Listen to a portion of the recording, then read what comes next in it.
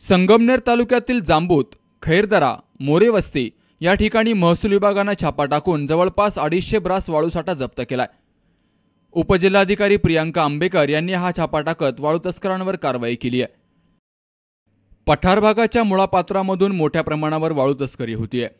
अनेक वेळा या भागामधून मोठ्या प्रमाणावर वाळू तस्करी होत होती, मात्र महसूलचे कर्मचारी आणि वाळू तस्करांचे लागेबंदे असल्यामुळे मुळा नदी पात्राची अक्षरशः चाळण झाली आहे। थातूरमातूर कारवाई करून महसूल प्रशासनाने कायमच या वाळू तस्करांकडे दुर्लक्ष केल्याचा आरोप नागरिकांमधून व्यक्त होतोय।